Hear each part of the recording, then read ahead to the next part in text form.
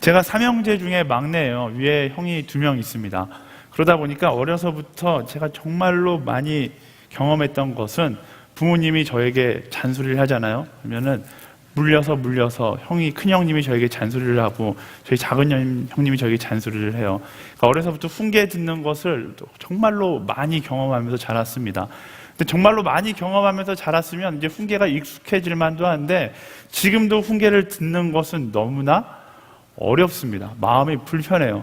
저희 형님이나 저희 부모님이나 혹은 저희 위에 계신 목사님들이나 이렇게 저한테 뭐라고 막 하면 마음이 진짜 그러려니 하면서 받아들이면 되는데 이게 안 돼요. 그냥 마음이 불편한 거예요.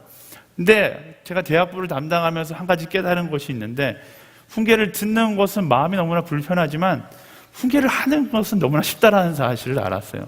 근데 이준인 전사님한테 똑바로 못하냐라고 이야기하는 거는 너무나 쉽다라는 사실을 알았어요. 여러분들도 그럴 거예요. 위에 사람들한테 뭔가 듣는 건 굉장히 어려운데 누군가를 지적하는 건 굉장히 쉽다라는 것을 알 수 있습니다. 누군가의 잘못을 지적하는 것은 쉽지만 사실 나의 잘못을 누군가에게 지적당하는 것은 어렵습니다. 왜 그럴까요? 제가 말씀을 준비하면서 왜 누군가에게 지적을 당하는 것이 어려울까 곰곰이 생각해 봤는데 그 답은 이런 것 같아요. 결국 우리 스스로가 너무나 교만하기 때문이다 라는 겁니다. 만약 우리가 겸손하다라면 사람들의 훈계 앞에서 잔소리 앞에서 우리는 감사할 수 있을 거예요. 왜? 나를 향한 사랑의 언어이고 나를 향한 걱정의 언어이기 때문에 그것을 사랑과 걱정으로 받아들여서 우리는 오히려 그 훈계 앞에서 감사하고 성장하게 될 겁니다. 하지만 반대로 우리가 교만하다라면 훈계 앞에서 분노하게 되는 거죠. 너가 뭔데? 너가 나보다 나은 게 뭐가 있는데 그런 말을 하느냐? 되려 성질을 내게 되는 것이죠. 이처럼 지혜는 겸손한 사람이 얻게 되는 것이고 성장 역시 겸손한 사람이 하게 되는 것입니다. 근데 우리 안에 교만으로 가득 채워져 있다면 우리는 성장하지 않고 언제나 제자리 걸음을 하게 될 뿐이고 언제나 분노와 불평에 가득 찬 삶을 살 수밖에 없게 되는 것이죠. 겸손은 상대의 사랑과 배려를 감사와 성장으로 받아들이고 반대로 교만은 사랑과 배려를 분노와 불평으로 받아들이게 되는 거예요. 교만한 사람끼리의 대화는 언제나 논쟁이 되기 마련이고요. 겸손한 사람끼리의 대화는 진정한 화해가 되는 법입니다. 근데 요즘 들어서 사람들끼리 이야기하다 보면 논쟁이 거의 대부분 되는 것 같아요. 화해가 되는 걸 별로 본 적이 없어요. 여러분들도 많이 경험할 거예요. 학교에서 대화를 하다 보면 서로의 의견을 주장하다 보면 논쟁이 되고 이 논쟁이 아름답게 끝나는 경우보다 끝끝내 계속 논쟁하다가 논쟁으로 마무리되는 경우를 많이 보게 될 겁니다. 이런 모습은요, 이 시대 가운데 우리가 얼마나 교만을 가지고 살아가고 있는지를 보여주는 증거가 되는 것이겠죠. 더 나아가 겸손은요, 그런 것 같아요. 베드로전서 말씀에 의하면 겸손은 고난 가운데 우리를 미소 짓게 만들고 고난을 고난으로 여기는 것이 아니라 고난을 나를 성장시키는 과정으로 여기게 해서 나를 성숙하게 만들기도 한다라는 것입니다. 근데 교만은 그 과정을 경험하지 않음으로 인하여서 언제나 나를 어린아이의 신앙, 어린아이의 모습으로 만들어 놓게 되는 것이죠. 그래서 내 삶 가운데 교만의 태도를 버리고 겸손의 태도를 갖는 것은 그리스도인들에게 너무나 중요한 부분입니다. 그리스도인뿐만 아니라 모든 사람들의 가장 기본적인 부분인 것 같아요. 겸손한 사람이 배우고 교만한 사람은 그 자리에 머무르게 되는 것. 이게 세상의 진리의 모습이 아닌가 싶습니다. 이 겸손의 태도는 너무나 중요한 것 같아요. 그리고 우리의 영적인 부분에도 너무나 중요한 부분입니다. 만약 사람들이 저에게, 여러분들 중에 몇 명이 저에게 어떤 남자를 만나는 것이 좋을까요? 어떤 여자를 만나는 것이 좋을까요? 어떤 배우자를 만나는 것이 좋을까요? 라고 묻는다면 저는 딱 이렇게 이야기할 수 있을 것 같아요. 겸손한 사람을 만나야 한다라는 것입니다. 겸손한 사람은 지금의 모습은 좀 찌질해 보이고 좀 아닌 것처럼 보여도 나에게 좋은 사람으로 변화될 가능성이 있거든요. 왜? 내 말을 듣고 내 말을 따라서 변화되어 줄 수 있는, 나를 위해서 변화되어 줄 수 있는 준비가 되어 있는 사람은 겸손의 사람이거든요. 하지만 지금 좀 멋있게 보이는데 그 멋있게 보이고 지금 좀 아름다워 보이는 그 모습이 너무나 좋은데 겸손하지 못하다라면 어느 순간 내가 그것에 대해서 부탁하고 요구했을 때 그 사람의 정말 진정한 인간성을 볼 수 있게 될 겁니다. 제가 자주 인용하는 동화에 나오는 바보 온달이 그 대표적인 1등 실담감이죠. 가진 것도 없고 능력도 없었지만 그 누구보다도 겸손했기 때문에 평강공주가 이렇게 하라 저렇게 하라니까 다 그 말대로 순종해서 좋은 훌륭한 사람이 되어서 1등 남편이 되었던 것. 동화지만 실제로도 적용할 수 있는 이야기가 아닌가 싶습니다. 그래서 저는 여러분들이 겸손한 사람들을 만나는 사람이 되기를 축복합니다. 그 사람에게 이야기 중에 겸손한 사람 만나게 될지어다 이렇게 이야기 줄까요? 네. 근데 문제가 있어요. 문제는 겸손한 사람을 만나기가 너무나 어려워요. 겸손한 사람이 세상에 너무 없어요. 근데 우리가 기억해야 되는 것은 평강공주 또한 겸손한 사람이었다라는 것을 기억하고, 네, 겸손했기 때문에 자신의 신분을 버리고 사랑을 선택했던 그런 모습이었죠. 그러니까 중요한 건 뭐냐면요, 네, 겸손한 사람을 만나기 이전에 내가 먼저 겸손한 사람이 되어야 한다라는 거예요. 네, 제가 왜 갑자기 이런 연애 이야기를 하고 있는지 모르겠지만 어쨌든 마지막으로 정리해야 되니까 옆 사람에게 선포하겠습니다. 겸손한 사람이 될지어다 이렇게 이야기할까요? 네. 네, 어쨌든 베드로전서의 마지막 부분에서 바로 베드로가 이 겸손에 대해서 강조하고 있습니다. 고난을 당하고 있는 이스라엘 백성들을 향한 영적 권면의 편지를 보내면서 베드로는 그들에게 겸손해야 된다라고 이야기하고 있어요. 왜 겸손을 다시 한번 강조하고 있을까? 왜냐하면 교만은 베드로의 눈물 어린 이 권면의 편지를 무용지물로 만들기 때문에 그래요. 교만한 사람은 베드로의 편지를 보면서 그 참된 가치를 발견할 수 없고 그냥 보고 집어던지는 찌라시 정도로 취급할 것이기 때문에 베드로는 이스라엘 민족들에게 겸손해야 된다라고 이야기합니다. 다시 말하면 이 편지를 통해서 너희가 겸손하게 이 편지를 받아들여서 성장하기를 바란다라는 베드로의 간절함이, 그 사랑의 간절함이 이 마지막 부분에 담겨져 있는 것이죠. 그렇다면 여러분은 겸손한 사람입니까? 교만한 사람입니까? 네, 여러분은 겸손한 사람 같아요? 교만한 사람 같아요? 저는 확신하는데 어느 한 사람도 이 질문에 대해서 나는 겸손한 사람입니다 라고 자신 있게 말할 수 있는 사람은 없을 거예요. 만약 나는 겸손한 사람입니다 라고 자신 있게 말한다면 그 사람이 이 자리에서 가장 교만한 사람이겠죠. 네. 저를 비롯한 우리 모두가 기본적으로 교만한 사람이 아닐까 싶습니다. 우리가 가지고 있는 죄성으로 인해서 우리는 이미 교만이 기본 옵션으로 교만을 가지고 있는 삶을 살아가고 있는 것이죠. 그래서 말씀은 우리 보고 그 교만을 덮을 수 있는, 가릴 수 있는 겸손의 옷을 입으라라고 이야기하는 거예요. 그게 무슨 말이에요? 겸손의 옷을 벗으면 뭐가 있다라는 거예요. 우리가 교만하다라는 것이죠. 우리가 죄성을 가지고 있듯이 우리는 기본적으로 교만하다라는 거예요. 그래서 그 교만함을 벗어나려면 제일 먼저 우리가 그 교만함을 인정하는 것으로부터 시작되어야 돼요. 우리 스스로가 교만하다는 것을 인식해야 돼요. 그 교만하다는 것을 인식하고 나면 어떻게 해요? 그 교만을 꺾기 위해서, 그래서 우리가 하나님 앞에 서고 말씀 앞에 서고 성령님의 도우심을 구하며 나아가게 되는 것이죠. 그게 우리가 가져야 되는 신앙의 방향이고 신앙의 의지고 신앙의 선택이다라는 것입니다. 중독에서 벗어나는 것의 첫 번째 스텝은 나는 중독자이다라는 것을 인정하는 거예요. 그리고 나서 나 혼자 하는 것이 아니라 병원의 도움을 받든지 다른 사람의 도움을 받든지 그래야지만 내가 중독에서 벗어날 수 있는 것처럼 우리도 마찬가지예요. 내가 교만한 사람이라는 것을 인정하고 하나님의 도우심을 구하고 성령의 도우심을 구해야지, 성령의 처방전을 따라 살아가야지, 그래야지 우리가 교만으로부터 해방될 수 있다라는 것입니다. 베드로 사도가 그 교만에서 벗어나는 것에 대해서 바로 그 처방전을 겸손이라고 이야기하고 있는 거예요. 어떤 겸손의 모습을 가져야 하는가, 오늘 말씀을 통해서 함께 나눠봤으면 좋겠는데요. 5절과 6절 말씀 같이 읽어보겠습니다. 5절과 6절 시작. 청년들이여 이와 같이 장로들에게 순복하십시오. 여러분 모두 서로를 향해 겸손으로 옷 입으십시오. 하나님께서 겸손한 사람들을 대적하시고 겸손한 사람들에게는 은혜를 주신다라고 했습니다. 그러므로 하나님의 능력의 손 아래서 겸손하십시오. 때가 되면 하나님께서 여러분을 높이실 것입니다. 아멘. 오늘 말씀해 보니까 청년들이여 장로들에게 순복하라 라고 말하고 있습니다. 베드로 전서 이 부분만 읽으면 굉장히 또 청년들이 마음 상하잖아요. 그래서 성경을 꼭 많이 한꺼번에 읽어봐야 돼요. 앞부분에서는 장로들이여 서로에게 모범이 되라 라고 이야기합니다. 지난번에 설교했을 때 장로들이여 서로에게 모범이 되라 라는 것은 오늘날 한국교회 서로 모두에게 이야기하는 메시지라고 제가 여러분들과 나눴어요. 모두가 서로에게 모범이 되는 삶을 살아가야 하는 것이고, 오늘 말씀도 마찬가지예요. 청년들 뿐만 아니라 모두가 서로에게 순복하고 순종하는 삶을 살아가라 라고 말씀하고 있는 거예요. 그래서 여러분 모두 서로를 향해 라고 이야기하잖아요. 여러분 모두 한 방향이 아니라 서로를 향해서 겸손으로 옷 입으라 라고 이야기하고 있습니다.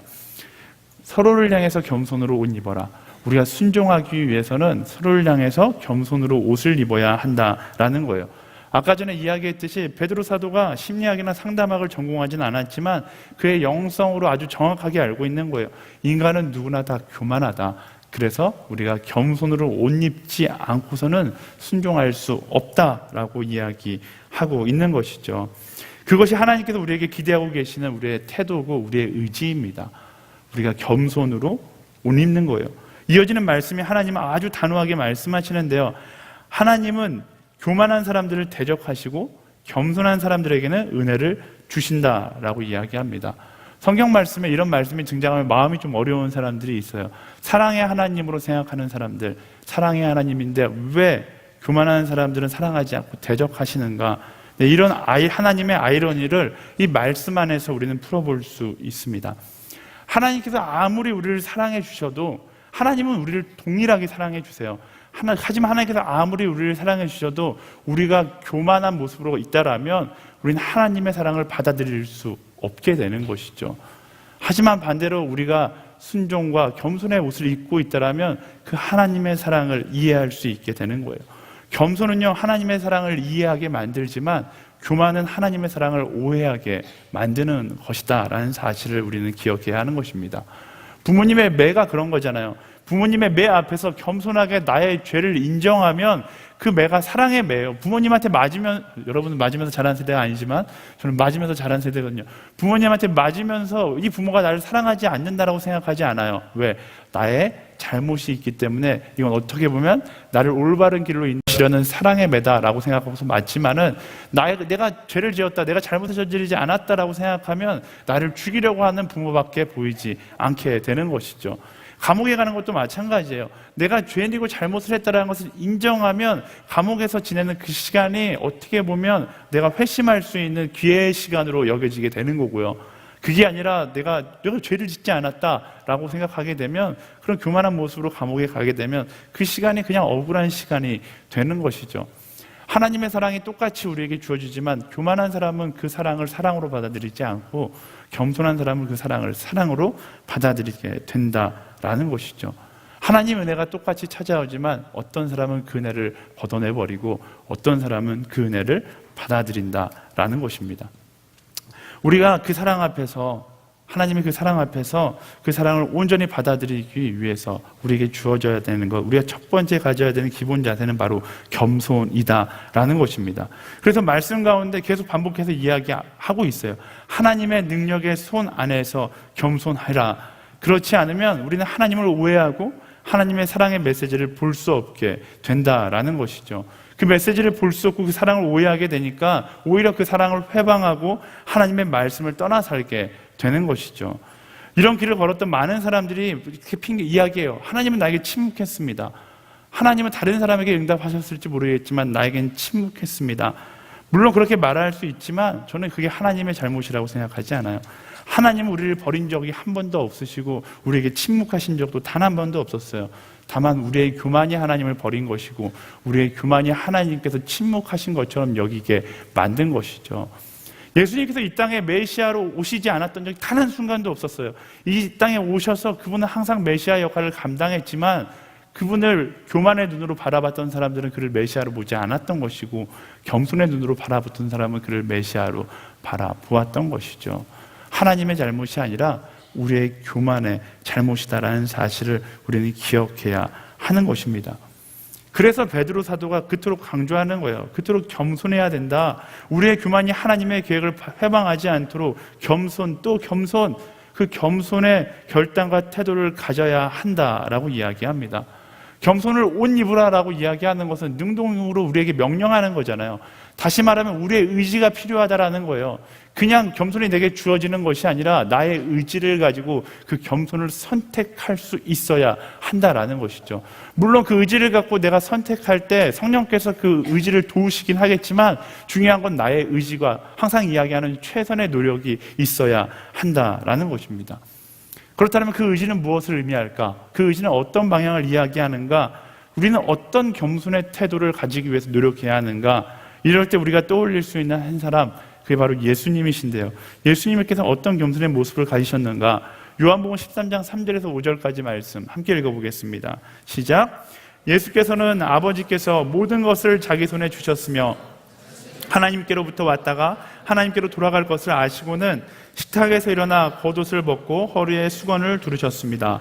그러고 나서 대야에 물을 담아다가 제자들의 발을 씻기시고 허리에 두른 수건으로 닦아주셨습니다. 네, 이 장면 우리가 많이 보았던 장면이고 그냥 우리의 상상으로 발 씻어줄 수 있지. 왜? 오늘 이 교회도 목사님들이 발 씻어주는 때가 가끔씩 있으니까 이 정도야면 의식적으로 할 수 있는 거지라고 볼 수 있지만 당시의 문화로 봤을 때 이 장면은 충격적인 장면이에요. 발은 누가 씻어주는 것인가? 종 중에도 가장 천한 종이 밖에서 주인이 일을 하고 돌아오거나 손님들이 일을 하고 돌아왔을 때 무릎을 꿇고 그 발을 씻어주는 게 그 당시의 문화였어요. 그런데 가장 천한 종이 하는 일을 예수님께서 직접 수건을 허리에 두르시고 앉아서 발을 씻어주고 계시고 있다라는 거예요. 그것도 그냥 예수님도 아니고 이 요한복음을 썼던 요한이 강조하는 수식어구가 있어요. 아버지께서 모든 것을 자기 손에 주셨으며, 무엇을 강조하고 있는 거예요? 이 땅 가운데 가장 능력 있으신 그분이 가장 천한 자리에서 그들의 발을 씻어주고 계셨다라는 것입니다. 이것이 바로 예수님이 걸어가셨던 겸손의 모습인 것이죠. 자기가 가졌던 능력을 비교하는 것에 사용하는 것이 아니라 자신의 야망을 위해 사용하는 것이 아니라 섬김과 사랑에 사용하셨던 모습, 이게 우리가 따라가야 될 겸손의 방향이고 겸손의 의지이다라는 것입니다. 사람들은 보통 우리에게 주어진 능력을 남들과 비교하는 데 사용합니다. 혹은 남들에게 인정받는 것에 사용하고 자랑하는 것에 사용합니다. 높아지는 것에 사용하고는 하죠. 그게 우리의 교만에서 흘러나오는 자연스러운 태도이고 자연스러운 방향일 거예요. 근데 예수님은요, 그 반대의 길을 선택하신 거예요. 그 능력을 나를 자랑하는 것이 아니라 사랑하는 것에, 나를 높이는 것이 아니라 나를 낮추는 것에 사용하셨다라는 것입니다. 예수님의 겸손은 사랑과 섬김의 방향, 그곳이 낮은 곳을 향한다 할지라도 그 방향을 향해 흘러갔다라는 거예요. 예수님과 마찬가지로 우리의 겸손의 태도도 예수님처럼 사람과 섬김의 방향을 향해 나아갈 수 있어야 합니다. 죄성은, 교만은 우리를 끊임없이 성공하고 싶어하는 그 욕망으로 인도하고 교만의 길로 인도하겠지만 우리는 그 교만을 가만히 놔두어서는 안 되는 거예요. 누군가의 섬김받고 싶은 마음 앞에 타협해서는 안 되는 것입니다. 마지막 날까지 예수님께서 묵묵하게 걸어가셨던 그 섬김의 자리에 설 수 있는 우리가 되어야 하는 것이죠. 누군가에게 인정받고 높은 자리에 올라가 있는 것을 자랑스럽게 여기는 것이 아니라 말씀을 따라 살아가는 우리는 높은 자리에 있는 것을 자랑하는 것이 아니라 낮은 자리에서 섬기는 것을 감사할 수 있는 사람이 되어야 하는 것입니다. 그래서요, 저는 그리스도인들은 이렇게 살아야 된다고 봐요. 삶 가운데 내가 선택할 수 있는 그 선택의 다양성 가운데 가장 낮아짐을 선택할 수 있는 사람이 되어야 하는 것입니다. 가장 많은 것을 사랑할 수 있는 선택을 할 수 있는 사람이 되어야 되고요. 가장 수고스러운 자리를 선택하여 그 자리에 자원하는 마음으로 섬길 수 있는 사람이 되어야 하는 것이죠. 그게 겸손의 태도를 가진 사람이 걸어가야 할 방향인 거예요. 교회에서 사역을 하다 보면 힘듦을 피해 다니는 사람들이 있어요. 이것 좀 해볼까? 하면 바빠요, 힘들어요, 이렇게 해서 이렇게 피하는 사람들이 있어요. 근데 저는 그런 사람들을 만나면 제가 막 강권하진 않아요. 근데 그런 사람들 치고서 행복한 얼굴을 본 적이 별로 없어요. 근데 반대로 힘듦을 쫓아다니는 사람이 있어요. 힘든 일이 있으면 무조건 내가 먼저 솔선수범하는 사람들이 있어요. 야, 힘들지 않니? 근데 이런 사람들의 특징은 뭐예요? 힘들지 않니라고 물을 때 전혀 힘들지 않다라고 밝은 미소로 화답해 주는 거죠. 이상해요. 힘든 일을 피해 다니는 사람들은 굉장히 불행하고 불평하는 인생을 살아가는데 힘든 일을 선택해서 살아가는 사람들은 굉장히 행복해하면서 살아가는 것이죠. 굉장히 아이러니한 일이지만 이게 바로 겸손의 태도이고 겸손의 능력인 거예요. 예수님을 따라서 낮은 자리에서 섬기고 또 섬기면 내가 소진되고 내가 피해보고 내가 억울할 것 같지만 그 섬김이 오히려 나를 기쁘게 만들고 그 섬김이 나를 오히려 행복하게 만든다라는 것입니다. 저는 순장들이 그런 사람이라고 생각해요. 순장 섬기기 쉽지 않거든요. 제가 순장 폴링 할 때 개인적으로 굉장히 미안해요. 토요일 날 여러분들 순장하려면 오전만 버리는 게 아니라 오후까지 교회에서 서로 나눔하는데 거의 대부분 시간을 투자해요. 황금 같은 그 시간을 교회에 와서 투자한다. 어려운 일이죠. 근데 놀라운 사실은 순장을 섬기는 사람들의 얼굴이 밝다라는 거예요. 그리고 순장을 섬겼던 사람들이 행복하게 그 자리를 섬긴다라는 것이죠. 그렇죠, 순장들? 네. 대답이 없어요. 네. 우리 옆 사람이 선포하겠습니다. 행복할지어다. 네. 네. 그게 겸손의 능력이에요. 겸손하게 섬김의 자리에 갔을 때 우리는 그 자리에서 예수님께서 경험했었던 그 행복을 느끼게 되는 것이죠. 해맞이 거북이 마라톤이 있었어요. 2주 전에 있었는데 마라톤 피곤하고 진짜 힘든 섬김의 자리였어요. 근데 대학부에서 무려 120명이라는 자원봉사자들이 나와서 헌신해 줬습니다. 120명이라는 자원봉사자들이 새벽 7시, 아침 7시에 서빙과에 모여서 그날 우리 유니폼이 하얀색 유니폼이 굉장히 얇은 게 있었거든요. 지금 생각하기 굉장히 미안해요. 조금 한 2,000원만 더 냈으면 좀 두꺼운 걸로 맞출 수 있었는데 예산이 부족해서 굉장히 얇은 유니폼을 맞췄어요. 근데 그날 아침 온도가 1도, 막 3도 이랬거든요. 갑자기 추워진 날 아침에. 근데 그들이 그 유니폼을 입고 나아가서 막 자원봉사하고 밝게 웃고 섬겨줬어요. 근데 그 섬김의 자리에서 저는 정말로 감사하고 좋았다라고 했는데 오늘의 신문 보신 분은 알겠지만 신문에 이런 기사가 났더라고요. 사실 이 기사가 이 대학부를 통해서 전달됐는데 한 성도님께서 마라톤이 끝나고 대학부로 문자 메시지를 보내고 막 전화를 계속 하시는 거예요. 너무 감사하다, 너무 좋았다. 왜 그런가 했더니 어머니를 전도하는 기회가 되었다라는 거예요. 그 문자 내용은 이런 문자였어요. 저희 어머니는 절대로 한 집 안에서 두 신을 섬길 수 없다고 반대하시는 분입니다. 고등학생 때 교회 간다는 이유로 집에서 쫓아내기도 할 정도로 어머니는 교회 가는 것을 반대하셨습니다. 그런데 그렇게 강경했던 어머니가 이번 해맞이 거북이 마라톤 대회에서 닫혔던 마음의 문을 활짝 여셨어요.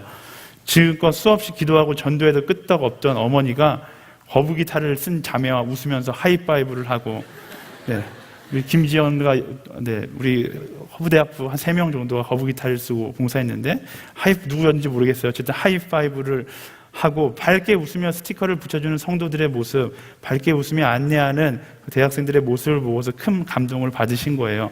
그리고 어머니가 이렇게 이야기하시더라고요. 너희 교회가 사랑이 참 많다. 사람들이 어쩌면 이렇게 밝니? 어머니의 굳었던 마음이 녹는 것을 확인하고 저에게는 그런 확신이 생겼어요. 어머니가 거북이처럼 천천히 하나님께로 가고 있다라는 생각이 들었습니다. 이런 문자 메시지가 왔어요. 저는 이게 겸손의 섬김의 능력이라고 생각합니다. 겸손하게 섬기면 그렇게 하나님의 뜻을 따라 조금씩 그 나라를 확장해 나아가는 거예요. 저는 여러분들이 교만으로 나를 자랑하는 인생이 아니라 겸손함으로 하나님 나라를 확장해 나아가는 일에 동참하게 되기를 예수님의 이름으로 축원합니다. 많은 사람들이 교만함을 따라 살아가면서 점점 더 세상 가운데 하나님을 찾아보기 힘들게 만드는 세상을 만들고 있어요. 그 일에 그리스도인들이 동참한다면 그것처럼 참으로 탄식할 일이 없는 거죠. 저는 여러분들이 하나님을 보지 못하게 만드는 그 교만의 행렬에 동참하는 것이 아니라 하나님의 나라를 확장해 나가는 그 겸손의 행렬에 함께하게 되기를 예수님의 이름으로 축원합니다. 우리가 낮은 곳에서 만나는 거예요. 높은 곳에서 나를 자랑하는 그런 자리에서 만나는 것이 아니라 낮은 자리에서 사랑하고 섬기는 그런 모습으로 우리가 함께 만날 수 있게 되기를 예수님의 이름으로 축원합니다. 아멘. 네. 사실 그렇게 겸손의 마음으로 섬기고 살아가면 우리 인생 가운데 변화가 일어나기 시작하는데요. 어떤 변화가 일어나는가? 우리 인생 가운데 근심이 사라지게 되는 거예요. 왜냐하면 그 겸손 자체가 답이거든요. 근심하는 이유가 뭐예요? 세상 가운데 답을 찾지 못하니까 근심하는 건데 말씀은 그 답을 우리에게 제시하고 있어요. 겸손하고 섬기는 자리에 서라라고 그 답을 제시하고 있습니다. 교만은 언제나 우리를 고뇌하게 만들고 힘들게 만듭니다. 답이 없으니까요. 더 높아져야 되고 아무리 높아져도 그 답이 아니기 때문에 더 높아지고자 하는 욕심이 계속 생겨나기 때문에 우리는 근심하고 또 근심할 수밖에 없어요. 하지만 겸손은 언제나 낮은 자리에서 사랑하라는 답이 있기 때문에 그 바보 같은 답이지만 그 답이 우리를 자유케 하는 것을 경험하면서 살아가게 하는 것이죠. 그래서 베드로 사도는 5장 7절 말씀에 이렇게 이야기합니다. 제가 읽어드릴게요. 여러분의 모든 근심을 주께 맡기십시오. 주께서 여러분을 돌보십니다. 온전한 겸손은 근심하지 않게 만듭니다. 왜요? 주께 나의 근심을 다 드리며 나아가는 거예요. 주님께 나의 걱정을 다 드리며 나아가는 거예요. 주님께 나의 결정권을 다 드리며 나아가는 거예요. 왜? 나는 겸손함으로 나아가기 때문에 내가 결정하는 것이 아니라 하나님께서 결정하시는 그 길을 따라가겠다라는 마음으로 주께 결정권을 드리고 가기 때문에 그런 것이죠. 하지만 반대로 교만한 사람들은 끊임없이 내가 근심합니다. 내가 나의 길을 만들어야 하기 때문에 내가 결정하기 위해서 끊임없이 고민하고 근심하며 살아가는 거예요. 그래서 말씀은 우리에게 겸손하라, 그리고 근심을 주께 맡기라 라고 이야기하고 있는 것이죠. 지난 한 주 기도에 대해서 묵상하면서 이상한 생각이 들었어요. 여러분도 저랑 비슷한 생각하실 때 있을 텐데 제가 금요일날 잠깐 나눴었는데요, 그런 생각이 들었어요. 하나님은 나의 모든 뜻을 다 알고 계시는데, 나의 갈 길을 다 알고 계시는데 내가 왜 기도해야 할까라는 생각이 들었어요. 여러분 그런 생각 해본 적 없어요? 어차피 하나님께서 나의 갈 길을 다 아시나니, 우리 막 그렇게 노래하고 찬양하는데, 그렇게 고백하는데 왜 기도를 해야 될까? 막 기도하다가 보면 하나님, 우리 막 그런 기도하잖아요. 하나님 나보다 나를 더 잘 아시니까. 이 고백을 한다라면 우리는 기도를 할 필요가 없는 거잖아요. 그냥 착하게만 살면 되지 기도할 필요가 굳이 있을까? 어차피 모든 필요를 다 아시는 주님께서 다 알아서 응답하실 텐데 나는 왜 기도를 하는가? 네, 이런 질문이 저한테 들더라고요. 근데 한참 고민했어요. 한참 고민하고 기도하는데 하나님께서 반대로 이렇게 물어보시더라고요. 어차피 모든 필요를 내가 다 아니까 내가 다 응답할 건데 너는 왜 두려워하냐? 이렇게 말씀하시는 거예요. 내가 다 응답할 거야. 근데 너는 왜 두려워해? 이렇게 말씀하시는 거예요. 그리고 제가 그 당시에 묵상했던 말씀이 마태복음 26장 39절 말씀이에요. 마태복음 26장 39절 같이 읽어보겠습니다. 시작. 예수께서 조금 떨어진 곳으로 가셔서 얼굴을 땅에 파묻고 엎드려 기도하셨습니다. 내 아버지, 할 수 있다면 이 잔을 내게서 거둬주십시오. 그러나 내 뜻대로 하지 마시고 아버지 뜻대로 하십시오. 네, 예수님의 기도인데요, 굉장히 인간적인 기도를 하고 계세요. 예수님께서 조금 떨어진 곳으로 가셔서 얼굴을 땅에 파묻고 엎드려 기도하십니다. 그리고 예수님께서 자기 인간적인 바람을 이야기하시는 거예요. 내 아버지여, 할 수 있다면 이 잔을 내게서 거두어 주십시오. 할 수 있다면 내 육신의 고통을 안 경험할 수 있었으면 좋겠습니다 라고 예수님께서 솔직하게 기도를 하시는 거예요. 사람들은 여기에 집중해요. 예수님도 자기 소원을 다 아랬다, 여기 집중해요. 근데 이 기도의 본질은 여기에 있지 않아요. 그 뒤에 있잖아요. 그러나 내 뜻대로 하지 마시고 아버지의 뜻대로 하십시오 라고 기도하는 거예요. 뭐예요? 예수님께서 왜 기도하시는 거예요? 내 뜻을 내려놓기 위해서 기도하시는 거예요. 우리가 기도에 대해서 오해할 때가 많습니다. 내 뜻으로 하나님을 흔들기 위해서 기도한다는 사람들 많아요. 그래서 하나님 앞에 나의 소원을 엄청 막 아뢰죠. 삼성에 들어가게 해주십시오. 이번 수능 만점 받게 해주십시오. 뭐 여러 가지 나의 소원들이 다 있어요. 소원을 아뢰는 것까지는 좋아요. 다 이야기하세요. 근데 중요한 건 뭐냐면 예수님의 기도처럼 무슨 기도가 있어야 돼요. 하나님, 내가 이렇게 많은 소원이 있는데요, 기도의 절정은 거기에 있는 거예요. 이렇게 많은 소원이 있는데 하나님, 이 기도 제목 다 안 들어주셔도 돼요. 하나님 뜻대로 하시면 됩니다. 이게 기도의 본질이다라는 거예요. 이게 기도의 본질이에요. 그래서 진짜의 기도의 본질을 이해하고 기도하는 사람은 기도 후에 근심과 걱정이 없는 거예요. 기도 후에 근심과 걱정이 있는 건 뭐예요? 나의 기도 제목만 하나님한테 다 쏟아내고 하나님께서 일하시는 대로 제가 따라가겠습니다라는 고백이 없으면 여전히 근심과 걱정이 남아있는 것이죠. 하지만 나의 근심과 걱정을 다 하나님께 아뢰고서 그 다음에 하나님, 이거 하나님대로, 하나님 뜻이 아니라면 안 해도 괜찮아요. 내가 주님 뜻대로 살아가겠습니다. 이 고백이 있다면 그 기도 후에 나의 근심과 걱정이 사라지게 되는 것이다 라는 것입니다. 겸손한 사람은 근심하지 않는다라는 그 기도, 그 말씀이 바로 여기에 답이 있는 거예요.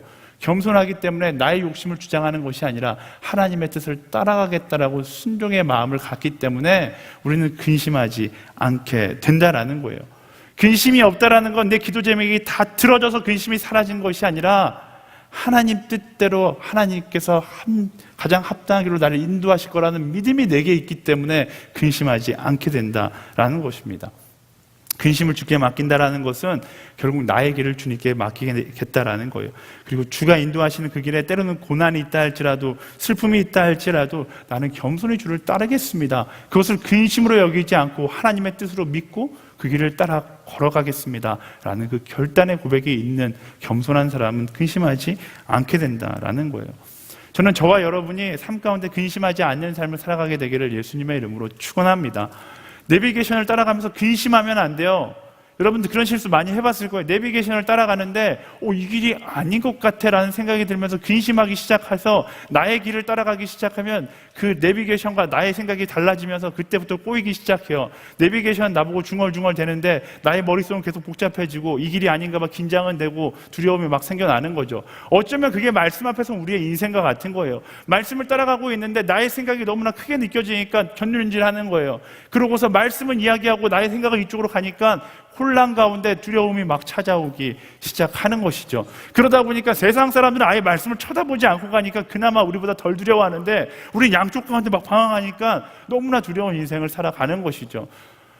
우리는 그런 인생이 아니라 힘들면 모르면 더 내비게이션의 그 인도를 받아야 되는 것처럼 모르면 어려우면 더 말씀을 따라 말씀이 이끄는 길로 나아가야 하는 거예요. 나의 욕심, 나의 이기심이 나의 헛된 자아가 자꾸만 딴 길을 바라보게 만든다 할지라도 그때 그렇다 할지라도 그것이 성공의 길처럼 보인다 할지라도 우리는 말씀의 길을 선택해서 나아갈 수 있는 사람이 되어야 하는 거예요. 사랑하는 여러분, 근심하지 말고 말씀의 길을 선택하고 그 말씀을 따라 살아가게 되기를 축복합니다. 근심으로 인해 방황하거나 헤매이지 마세요. 근심이 찾아올 때 뭐예요? 더 하나님을 바라보는 거예요. 더 말씀을 따라 살아가겠다라고 결단하며 나아가는 거예요. 더 말씀을 따라 예수 그리스도의 표대를 바라보면서 나아가겠다라고 나 스스로에게 다짐해야 하는 것이죠. 그게 내가 올바로 갈 수 있는 비법이고 내가 근심하지 않을 수 있는 방법이다라는 것입니다. 길을 가다가 모르는 길이 나오면 우리는 더 내비게이션을 의지해야 하듯이 내 인생에 근심이 찾아오는 순간 우리는 세상의 소리가 아니라 진리의 말씀을 더 따라가야 하는 거예요. 여러분 인생 가운데 갈림길이 찾아왔을 때 우리는 다른 거 고민할 필요 없습니다. 말씀을 펼쳐 들고 한 단어, 예전에 이야기 What would Jesus do? 예수님이라면 어떻게 하셨을까? What would Jesus do도 어려울까 봐 지금 아까 설교를 준비하면서 이런 문장을 써봤어요. Like Jesus. 예수님처럼 행동하는 거예요. 결정은 예수님처럼 근심은 하나님께 드리고 나아가는 것이죠. 영혼의 선택장애에 시달리지 않는 여러분들이 되기를 예수님의 이름으로 축복합니다. 네, 정말로 영혼의 선택장애 때문에 영혼의 선택장애 때문에 근심이 찾아오는 거잖아요. 네, 근심하지 말아요. 하나님의 메뉴는 하나로 정해져 있어요. 우리가 거룩과 진리와 그 사랑의 길을 걸어가면 되는 거예요. 언제나 그랬듯이 예수님께서 그리하셨듯이 그분께 나의 삶을 맡기고 나는 오늘 말씀을 따라 예수님처럼 더 사랑할 수 있는 길, 더 섬길 수 있는 길, 그 겸손의 방향을 향해서 나아가면 되는 것입니다. 그렇게 온전한 겸손은 우리의 근심을 주께 맡기고 섬기게 만들게 합니다. 근데 그 겸손을 방해하는 이가 있는데 그게 바로 사단이에요. 사단은 끊임없이 그런 겸손을 무너뜨리려고 합니다. 사단은 우리가 주님께 올바로 걸어가는 것을 죽기보다 싫어하기 때문에 우리가 올바로 걸어가면 사단은 끊임없이 우리를 공격하는 거예요. 그래서 시험이 없는 인생은 사실 사단이 원하는 인생을 살아가고 있는 것과 거실 수 있다라는 그런 말이 있잖아요. 여러분들 시험이 없는 인생을 살아가는 것이 아니라 사단의 공격을 이기면서 살아갈 수 있어야 돼요. 그래서 베드로는 이렇게 대처하라고 이야기합니다. 8절과 9절 말씀 같이 읽어볼게요. 시작. 정신을 차리고 깨어 있으십시오. 여러분의 원수 마귀는 우는 사자처럼 두루다니며 삼킬 사람을 찾습니다. 믿음 안에 굳게 서서 마귀를 대적하십시오. 여러분이 알다시피 여러분의 형제들도 세상에서 같은 고난을 겪고 있습니다. 네, 정신을 차리고 깨어 있으라라고 이야기합니다. 하나님의 역사가 일어나는 곳은 항상 사단의 시험이 함께 한다는 사실을 기억하세요. 반대로 사단의 시험이 아주 강력하다라면 하나님의 역사가 일어날 징조라는 사실도 기억하면 됩니다. 그렇다면 우리는 그 사단의 시험하면서 어떻게 하면 되는가? 이럴 때일수록 우리는 사단의 시험을 분석하려 드는 것이 아니라 더 정도의 길, 말씀의 길을 걸어가기 위해서 노력해야 하는 것이죠. 여러분 설교 예화 가운데 그런 예화가 있어요. 위조 지폐와 진짜 지폐를 분별하는 법은 무엇인가? 위조 지폐를 열심히 연구하는 게 아니라 진짜 지폐를 손에 들고 살면 위조 지폐를 분별할 수 있게 된다라고 이야기해요. 우리가 사단 앞에서 어떤 인생을 살아가는가, 바로 이 진짜 말씀을 붙잡고 살아가면 되는 거예요.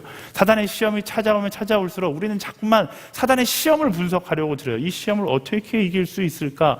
어떻게 나의 생각과 나의 지혜와 나의 능력으로 이 시험을 이길 수 있을까? 시험을 분석하려고 해요. 근데 답이 안 나와요. 분석하면 분석할수록 그 시험은 어떻게 느껴져요? 더 크게 느껴져요. 내가 해결할 수 없고 나를 죽일 것만 것처럼 크게 느껴져요. 그럴 때는 어떻게 하는 거예요? 그 시험을 보는 거, 바라보는 것이 아니라 바로 하나님을 바라보는 거예요. 바로 말씀을 바라보는 거예요. 말씀이 이끄는 그 길을 향해서 정주행할 때가 바로 시험이 찾아올 때이다라는 것입니다. 제가 홀리스타 때 그런 이야기를 들었어요. 축구 시합 가운데 지는 그 후반 45분이 되면 어떤 일이 일어나냐면 한 팀이 한 팀을 일방적으로 막 몰아붙이는 경우가 있어요. 어떤 팀이 몰아붙일까요? 지고 있는 팀이 몰아붙여요. 사단과 우리의 관계가 그래요. 사단이 우리에게 시험을 주고 우리를 넘어뜨리려고 달려들고 있는 건 뭐예요? 결국 우리가 승리하고 있다라는 거예요. 그런 축구 시합을 보면서 축구 시합만 자꾸만 보는 사람들은 와, 한국이 밀리고 있어, 우리나라가 질 것 같아, 막 걱정과 근심을 하죠. 지혜로운 사람은 그때 뭘 봐요? 위에 떠 있는 스코어를 보는 거예요. 스코어는 이미 우리가 승리했다라는 것을 알려주고 있는 것이죠. 그 스코어가 이 말씀에 적혀 있는 거예요. 사단이 아무리 너희가 패배했다라고 이야기하고 우리를 몰아친다 할지라도 이미 말씀 가운데 하나님의 승리가, 하나님의 의를 따라 살아가는 사람들, 예수 그리스도의 그 십자가 길을 걸어가는 사람들에게 선포되어 있기 때문에 우리는 그 사단의 협박이나 사단의 공격 앞에서 두려워할 필요가 없는 거예요. 우리는 어떻게 하면 돼요? 여유 있게 계속해서 이 말씀의 길을 따라 나아가면 되는 거예요. 사단의 플레이에 휘말리는 것이 아니라 나의 플레이, 말씀하셨던 그 겸손의 플레이의 길을 걸어가면 되는 거예요. 그렇지 않고 자꾸만 사단의 플레이에 휘말리게 되면 우리는 또다시 하나님께서 원하시지 않는, 사단이 원하는 그 길을 걸어갈 수밖에 없게 되는 것이죠. 저는 여러분들이 사단의 시험을 두려워하는 인생이 아니라 겸손으로 무장해서 사단이 아무리 나를 공격한다 할지라도 그 겸손의 길을 여유 있게, 유유히, 묵묵히 걸어갈 수 있는 그런 그리스도인들이 되기를 예수님의 이름으로 축원합니다. 사단을 대적하는 방법은 사단이 쳐놓은 시험에 집중하는 것이 아니라 말씀에 집중하고 하나님께 집중하는 거예요. 그러면 우리는 어떤 일이 일어나는가? 그 시험을 통하여 우리는 성장하게 될 겁니다. 시험을 통하여 우리는 더 우리의 믿음을 증명하게 되는 거예요. 베드로전서 처음 나눌 때 했었던 그 말씀이었는데요. 시험은 내가 진짜인지를 증명하는 시간이에요. 시험은 내가 진짜인지를 증명하고 나를 성장시키는 시간임을 기억해야 됩니다. 시험 앞에 우리의 믿음을 정말로 증명할 수 있어야 하는 거예요. 어떻게? 어떤 상황 가운데서도 기도하기를 멈추지 않고 어떤 상황 가운데서도 말씀의 길을 걸어가는 것을 멈추지 않는 거예요. 아무리 내가 타협해야 될 것처럼 보이는 그 상황이 찾아온다 할지라도 거룩을 선택하여서 하나님 앞에 나의 믿음을 증명해내는 것, 그게 시험을 헤쳐나가는 우리의 모습이 되어야 하는 것입니다. 사단의 시험이 왔다라는 것은 결국 나의 믿음을 증명해낼 타이밍이라는 사실을 기억하고 그 전쟁 가운데 승리를 하는 저와 여러분들이 되기를 예수님의 이름으로 축복합니다. 마지막으로 10절 11절 말씀 읽어보겠습니다. 10절 11절 시작. 그러면 모든 은혜의 하나님 곧 그리스도 예수 안에서 여러분을 그분의 영원한 영광 가운데로 부르신 분이 잠시 고난받는 여러분을 친히 온전하게 하시고 굳건히 세우시고 강하게 하시고 견고하게 하실 것입니다. 권세가 영원 무궁토록 하나님께 있기를 빕니다. 아멘. 시험 후에 하나님은 영원한 영광 가운데로 우리를 부르신다라고 이야기합니다. 하나님은 하나님의 길을 걷는 사람들, 바로 그 겸손의 길을 걷는 사람들을 하나님의 영광 가운데로 초청한다라고 말씀하고 계세요. 그리고 말씀은 뭐라고 이야기해요? 이 땅의 고난은 잠시이다. 영원한 그날의 영광을 기억하며 오늘의 겸손함으로 사랑하고 낮아짐으로 살아가라라고 이야기하고 있는 것이죠. 오늘 말씀을 마치면서 저와 여러분들 기억했으면 좋겠습니다. 먼저 인정하는 거예요. 우리는 교만합니다. 그래서 우리 말씀으로 더더욱 교만의 자리, 말씀 따라서 더더욱 교만의 자리에서 내려와서 겸손으로 옷 입는 사람들이 되어야 하는 거예요. 물론 겸손으로 옷 입는다라는 것은 쉽지 않습니다. 자, 처음에 이야기했듯이 우리의 의지가 있어야 되고 우리의 노력이 있어야 되는 거예요. 겸손을 옷 입기 위해서 우리는 많은 것을 포기하고 많은 것을 내려놔야 할지 모릅니다. 하지만 그 진리를 향한 선택을 통해 우리는 비로소 하나님의 계획을 보게 될 거예요. 하나님의 계획이 보이지 않는다고요? 나를 향한 하나님의 뜻이 보이지 않는다고요? 이유는 간단해요. 내가 아직 교만한 자의 자리에 앉아있기 때문에 그래요. 겸손을 옷 입는 그 순간 우리는 하나님의 계획을 보게 될 것이고 하나님의 뜻을 알게 될 것입니다. 그리고 그 겸손의 옷을 입는 순간 우리는 깨닫게 되겠죠. 우리가 하나님의 영광으로 초대받았다는 사실을 알게 되는 거예요. 베드로 사도가 그토록 외쳤던 겸손으로 옷 입는 사람, 바로 저와 여러분들이 되기를 예수님의 이름으로 축원합니다. 우리 옆 사람이 옷 소매를 만져주면서 이렇게 이야기해요. 겸손으로 옷 입으십시오. 이렇게 이야기해 줄까요? 네, 우리는 교만이 교만으로 여겨지지 않을 정도로 교만으로 가득한, 교만에 대해 무감각한 시대에 살고 있습니다. 이 시대 가운데 하나님은 우리가 겸손으로 옷 입는 사람들이 되기를 바라세요. 개인적으로 되게 간증하자면 요즘 들어 상황의 문제 때문에 힘들다라고 느껴지는 순간들이 진짜 많았거든요. 네, 교회 행사도 너무나 많고 개인적으로 관계적인 어려움도 많이 있어서 너무 힘들다. 네, 사역하면서 이렇게 힘든 적이 있을까라는 생각이 들 정도로 힘들다라고 생각되었어요. 목회자가 가끔씩 그럴 때가 있더라고요. 근데 힘들어서 하나님 앞에 나가서 투정해서 하나님 힘들어요. 하나님 진짜 힘들어요. 폴리스타에서 가만히 앉아서 하나님 힘들다라고 하나님한테 수정을 부리는데 하나님께서 오히려 저를 책망하시더라고요. 삶이 힘들다라고 느껴지는 건 어쩌면 성민아 네가 겸손하지 못해서일 수 있어. 너의 상황 가운데 너가 힘들다고 느끼는 건 어쩌면 너의 교만 때문일 수 있어. 그 마음이 제 마음 가운데 들어오는데 그게 하나님 말이 하나도 틀린 말이 없더라고요. 오늘 말씀을 준비하면서도 저에게 가장 도전이 되었어요. 제가 인생 가운데 힘들다라고 느끼는 이유는 하나더라고요. 제가 너무나 교만하기 때문에 그렇더라고요. 저만 그럴까요? 저는 하나님을 믿는 우리 모두가 다 공감할 수 있다라고 생각하거든요. 여러분 삶 가운데 어려움이 찾아올 때가 있어요. 힘들죠. 외롭다라고 느껴질 때가 있고 정말로 그냥 근심이 쌓이고 나 혼자 헤쳐나갈 수 없을 것처럼 느껴지는 순간이 있어요. 그리고 그 문제를 세상 가운데서 찾죠. 세상은 왜 이렇게 잘못되었을까? 다른 사람에게서 찾는 거예요. 쟤는 왜 저럴까? 근데 하나님은 그 문제를 세상 가운데서 찾지 않고 다른 사람에서 찾지 않고 바로 나의 모습에서 발견하기를 원하세요. 우리가 왜 힘든 거예요? 우리가 교만하기 때문에 힘든 거예요. 그리고 하나님은, 그리고 예수님은 우리를 초청하세요. 교만의 자리에서 내려와서 겸손의 옷을 입어라. 그 예수님의 겸손의 옷을 입고 나아갔을 때 그때 비로소 우리는 삶의 고난이 아니라 하나님의 영광임을 기억하게 되는 것이고 내 삶 가운데 근심이 사라지고 그 자리에 하나님의 영광의 기쁨이 채워지는 것을 경험하게 되는 것이죠. 사랑하는 여러분, 이번 한 주 동안 그 단어를 기억했으면 좋겠어요. 겸손. 오늘 설교 다 기억 안 해도 괜찮아요. 그 한 단어만 기억하는 거예요. 겸손. 내가 만나는 한 사람 앞에서 그 사람의 상처를 바라보는 것이 아니라 딱 한 단어만 내가 이 사람에게 어떻게 최고로 like Jesus, 예수님처럼 겸손할 수 있을까?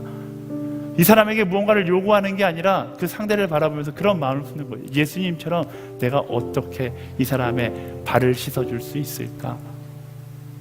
그렇다면 저는 말씀을 통해서 제가 하는 얘기가 아니라 말씀은 우리에게 이야기합니다. 우리가 그 겸손의 태도로 나아갈 때 우리의 근심은 사라지게 될 것이고 사단과의 영적 전쟁 가운데 우리는 승리하게 될 것이며 더 나아가 우리는 그 겸손 가운데 나의 믿음을 증명하고 성장하게 될 것입니다. 그런 생각을 해봤어요. 말씀을 적다가 마지막에 그런 생각을 해봤어요. 우리 모두 다 겸손해지자 스스로에게 외치고 살아간다라면 아마 마지막 날 이 세상 가장 낮은 곳에서 서로 만나지 않을까. 가장 낮은 곳에서 가장 힘든 일, 아무도 하지 않은 일을 하면서 만나게 되겠죠. 근데 그 만남이 전 너무나 기대돼요. 왜요? 그 만남 가운데 우리가 얼마나 행복한 미소를 띠면서 만날 수 있을까를 기대하게 되더라고요. 우리가 높은 자리에서 만나서 힘들어 죽겠어 이런 고백을 하는 게 아니라 정말로 낮은 자리에서 힘들게 섬기지만 이 시간이 나에게 너무나 행복하다라고 이야기할 수 있는, 이 시간이 나에게 너무나 소중하고 너무나 감사하다라고 간증할 수 있는 그런 마지막 순간이 되었으면 좋겠습니다. 우리 옆 사람에게 이야기할까요? 가장 낮은 곳에서 만납시다. 아멘. 예수님께서 그 가장 낮은 곳에 있는 우리를 가장 높은 곳에 하나님의 영광의 자리를 초청할 줄 믿습니다.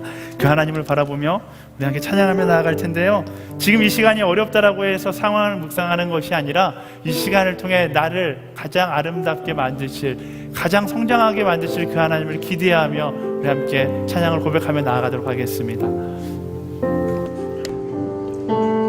주가 보이신 생명의 길, 나 주님과 함께 상한 마음 그리워 주님 앞에 나아가리. 나의 의로움이 되신 주, 그 이름 예수, 나의 길이 되신 이름 예수가 보이신 생명의 길, 주가 보이신 생명의 길, 나 주님과 함께 예수님을 닮아서 우리의 능력이 있다 할지라도 자랑하는 생각이 아니라 그를 섬기고 자랑하는 모습에 자랑하겠습니다. 그 이름 예수, 나의 길 대신 이름 예수, 나의 길 오직 그가